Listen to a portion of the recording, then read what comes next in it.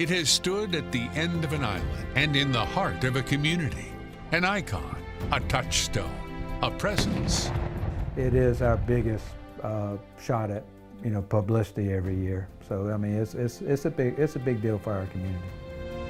If the Harbour Town Lighthouse has become the symbol of Hilton Head, the Heritage Golf Tournament is its soul. Both inspiration and fuel for the lifestyle that defines the island, while touching lives in every corner of the Lowcountry. This works. We've embraced it, and we're doing everything we can to continue and make it the, one of the, best practices tournaments out there. One man's vision has served millions for half a century. The world's best golfers and adoring golf fans cherishing Hilton Head's heritage. We all think of it now as this major destination resort, but if you go back to 1969, there weren't a lot of people who even knew where Hilton Head was. And now it is time to celebrate the history of the heritage, to reflect, to offer cheers to 50 years. Good evening and welcome to Cheers for 50 Years, WTOC's look at a half-century of heritage golf on Hilton Head Island. I'm Tim Guidera, and for the next 30 minutes, I'll take a look at the origins of the island's PGA Tour event, inside and outside the ropes, as well as the immeasurable impact it has had on the community that has supported it from the start. I'll also look ahead to this year's RBC Heritage, which is now just days away and is sure to continue the sense of celebration that has been felt around the Lowcountry leading up to the Golden Anniversary Heritage. In fact, the excitement will be evident right from the start, with several of the tournament's past champions returning for the 50th annual Heritage opening ceremonies on Monday at Harbour Town. It will, of course, be a full week, pro-ams on Monday and Wednesday, and special events just about every day, with tournament play set for Thursday through Sunday on the historic Harbour Town golf links, leading up to another memorable trophy presentation on the 18th green Sunday evening. There's been a wonderful tradition that no one could have seen coming 50 years ago. Before 1969 on Hilton Head, there were no banks, no hospitals, and certainly no reason for tourists to travel there from around the world. But thanks to the vision of Charles Frazier, golf, and the world's most famous golfer, started to change all of that. When John and Nell Smith arrived on Hilton Head Island, Sea Pines had 12 full-time residents and already a special atmosphere. Hilton Head was just paradise. It was utopia, Camelot. It was just beauty everywhere, and mainly quiet. Then, just over a decade after a bridge connected Hilton Head to the rest of the world, Charles Frazier set out to bring the world over it. His development at the island's south end was already upscale, but it needed something more to become an attraction. He had an insatiable thirst for knowledge and understanding how people pleasured themselves, and it just dawned on him that there was more to that than just beach and golf. But golf would be the first and biggest growth stimulant. Sea Pines contacted Jack Nicklaus to do the golf course. Jack brought in Pete Dye, and they would come and they would be building the golf course. When Jack Nicklaus and Pete Dye were finishing up the golf course, they came to Charles and said, do you mind if we approach the tour about this? We think there's something very special here. It was just a day at a time of new things and just getting involved with it. If you wanted it, you just worked for it. Jack and Pete came back and said, guess what? We've got a date, and it's this coming Thanksgiving. And it just seemed so improbable that the tour would select a place that had less than 5,000 people, and they represented about 80% of the people who in America who even knew where Hilton Head was. But after that first heritage in 1969, and the brilliant blend of luck and magic to have Arnold Palmer win it, Hilton Head would not be nearly as anonymous or seem so remote. When we saw that Harney was in the lead, that was just, I thought, oh, please let him win.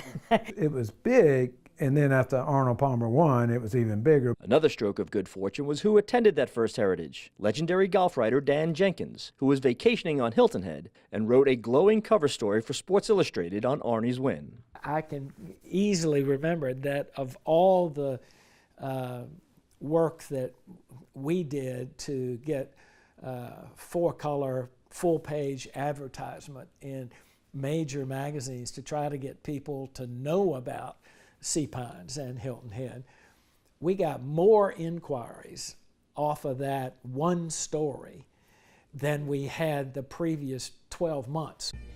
And that first Heritage was the first step to major growth for the tournament and the community, and the shared impact they have had on each other for half a century. The bridge was the most important element. Secondly was getting rid of mosquitoes, and then the golf tournament, yes. Now, the Heritage is one of only 4 PGA Tour events to be contested on the same golf course for at least 50 years, but probably the only one where the golf course was still being built just hours before the world's best golfers teed off there for the first time.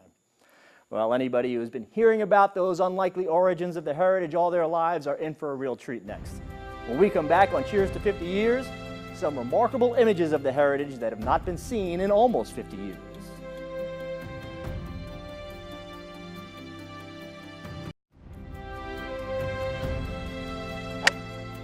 Welcome back to Cheers to 50 Years, a celebration of Hilton Head's Heritage Golf Tournament, which returns for 2018 in just a few days.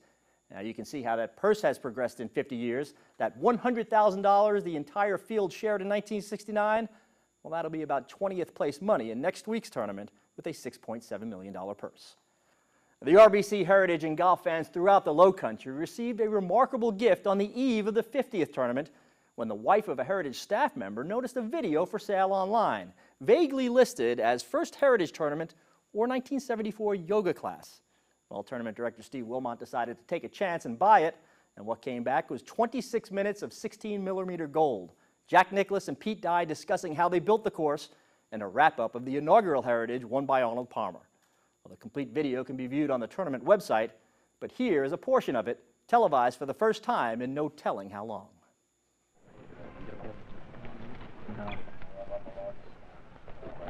Hello, I'm Jack Nicklaus.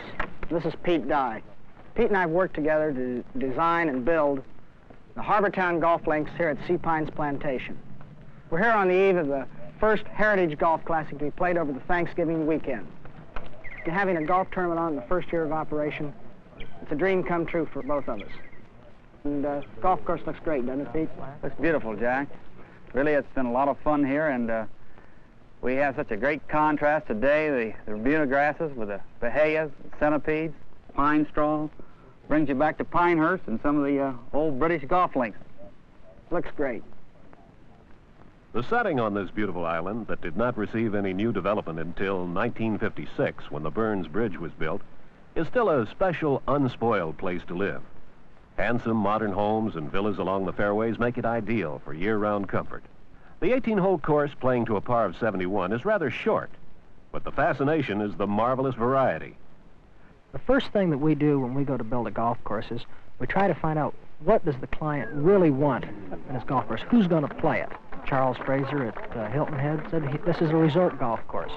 So the first thing you want to do at a resort golf course is make sure you get people around the course fast. So there's only one thing that really makes a golf course tough, and that's length, especially for an elderly person. And I think the object of most people when they go on a vacation is they like to go down to a golf course. If they're a 15 handicap at home, they like to shoot 83, 4, 5 at a resort golf course, a couple of 3 shots better than they do at home. And I think this is very important. Vacations are supposed to be enjoyable. But Charles Fraser also said that he'd like to play a tournament on this golf course. We had 2 problems. One, we had to create a golf course that would be fairly easy for the average golfer, yet challenging for the professional. When Pete and I were first contacted by Charlie Fraser to do the golf course at Sea Pines Plantation, first thing Pete and I did was to look over the property, and we found that the Sea Pines Plantation was an old cotton field back in the Civil War days. And since that time, there's been a great number of oak, magnolia, pine trees that have grown up all over this property. And of course, so we have many, many 100-year-old trees, big, beautiful trees that we hated to take down. Once you cut the center lines, then Pete went down the fairways And I say he cleared the golf course with silk gloves. Pete went down and individually marked every tree. He'd put a certain colored ribbon on the tree for the tree to be taken down, another colored ribbon for the fellow to start to be very careful because there's other trees right next to that he wants to save, and then trees he definitely wanted to save, he put another colored ribbon on. Once we had the golf course cleared, or the land cleared, we could see how long each hole would be. And at this time, then we start trying to mix our design to try and really design the golf course from a playability standpoint before we ever started the final grading on building the greens and traps. This is basically how Hilton Head became 6,650 yards. The terrain dictated it, and that's how we like to build our golf courses. We like to build them as natural as possible. The way Mother Nature put the ground there, put the land there, we try to beautify it and add to it rather than try to tear it down, construct it, and reconstruct something that we'd like to see. What is there is far better than what we can build. The moment now is memorable as any at Pebble Beach or Pinehurst or St. Andrews. Arnold Palmer going for an almost impossible birdie putt on 18. Oh, how close can you come? But no matter, Arnold has it with his par and the victory at Hilton Head.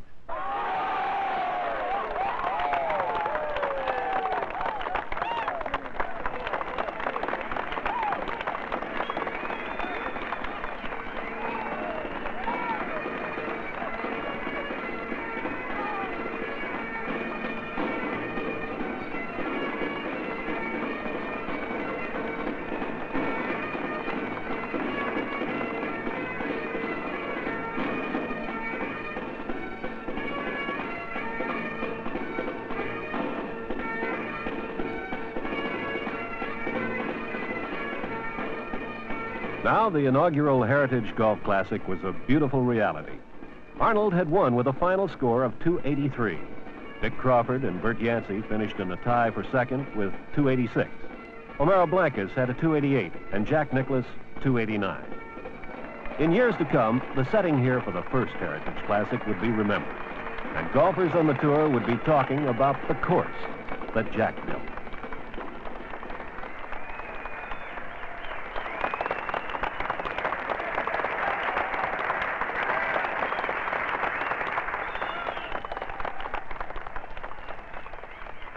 Charles Frazier awarded the trophy for the first time to Arnold Palmer, as Jack Nicklaus and Pete Dye proudly looked on.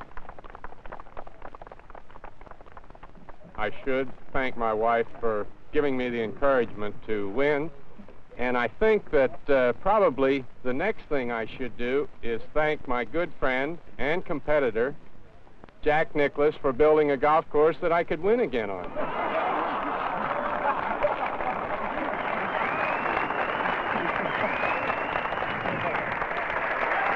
Well, I remember the first Heritage Golf Classic because we were blessed with good weather, beautiful days, a golf course that we felt that was challenging, and something that will get better year after year. The more it's played and the more that Sea Pines Plantation continues to develop the Harbour Town area.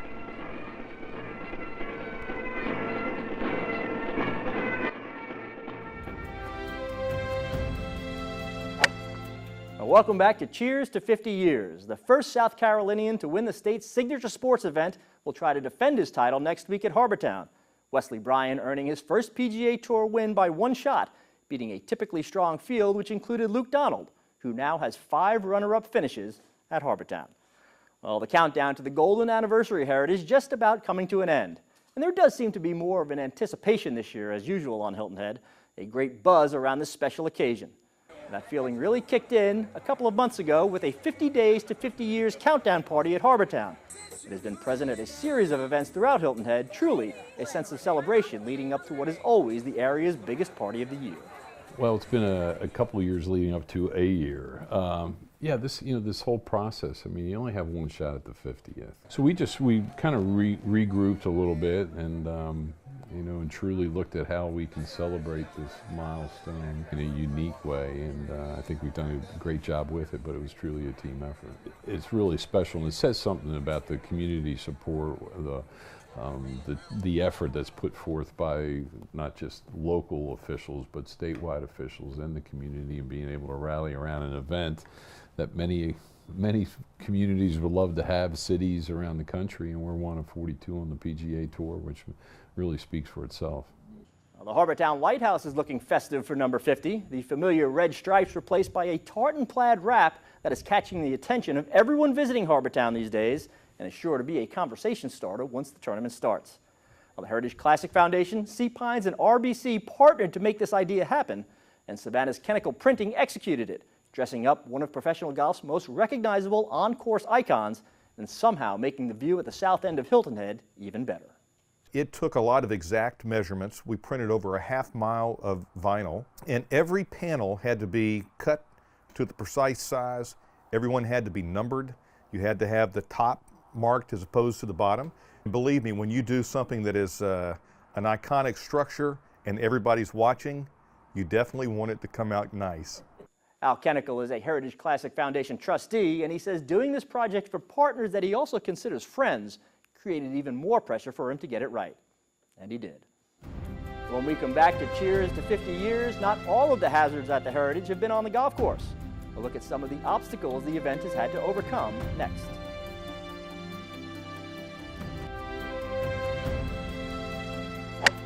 Some pretty impressive numbers and surprising names among the Heritage career scoring leaders, but that list is a little misleading, dominated by players who have competed in only one tournament at Harbour Town.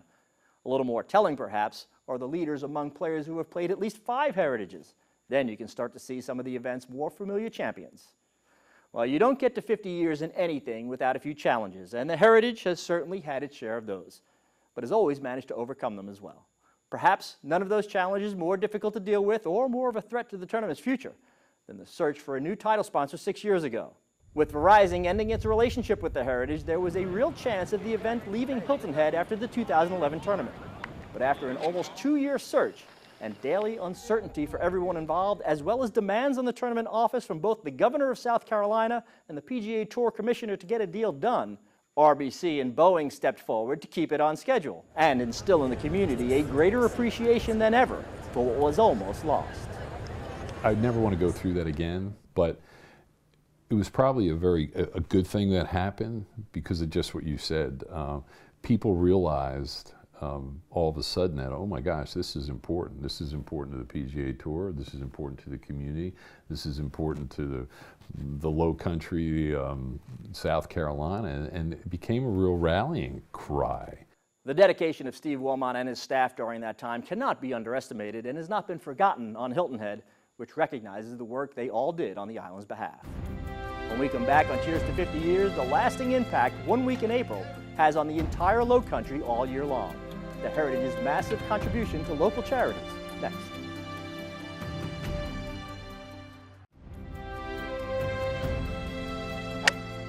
Welcome back to Cheers to 50 Years. Just days away now from the world's best golfers returning to the Low Country to compete in the 50th Heritage, a purse of $6.7 million this year, which is the highest it's ever been for the event. But the money that comes out of the tournament and into the community every year, supporting thousands of people in hundreds of ways through dozens of charitable organizations, is just as much at the heart of the event. The opulence of Hilton Head can easily obscure the community's kindness, evident in dozens of charitable organizations helping the less fortunate in every imaginable way. We offer respite daycare service for people in more advanced stages of any form of dementia. Children's Center is a sliding scale, affordable, early learning center. But the island's varied nonprofits are joined by a common source of support. In the end of the day, the bottom line, we do what we do for the giving back and for charity, and the foundation continues to give back in many ways throughout the course of the year, let alone the $38 million that we have given back since 1987 with the beginning of the Heritage Classic Foundation. The RBC Heritage not only brings the island to life every April, it gives life to people helping people organizations that couldn't do the great work they do without the support of the tournament, a nonprofit entity itself, distributing the money it generates every year all across the Low Country. It's been very important because each one of those dollars that people want to give to us Heritage is right now to date has been matching at 15%, so that becomes $1.15, and that's very, very important to us. When we thought the Heritage was going to leave here, that was not good news for this community, but it came through. It is still here, and I think it's really important that we all support it because it in turn supports us. It is amazing, and we have counted on it, gosh, for over 20 years. We get a substantial amount of money, and that money is unrestricted, so we're able to use it however we might need it at the time. Memory Matters was chosen as the PGA Tour's Charity of the Year largely because of the assistance it received from the Heritage, which last year contributed another $34,000 to the organization. What does $34,000 mean to Memory Matters? Everything. It means, again, that we can be more creative. We're able to possibly use it for some training for the staff. We're possibly able to use it for family fun nights. And we're just able to invest more in the programs that we offer. When you stop and think about it, there's 10,000 people in this community that in the Beaufort County area that are underprivileged. We're very proud of the golf tournament that we have here on the island, and every time we watch it on national television, it's exciting to see our home being publicized and everything. And with the foundation, they talk about all the charities and the help that's going on. That's great for us. Well, it promises to be another great week at Harbour Town, a golden anniversary celebration for an event that means as much to the community in which it is played as any on the PGA Tour. You can watch the 50th Anniversary Heritage right here on WTOC, CBS once again providing tournament coverage, and join WTOC for Around the Green as we break down each round and go behind the scenes each day. Well, thank you for watching this evening. Enjoy the 50th Anniversary Heritage, and cheers to 50 years.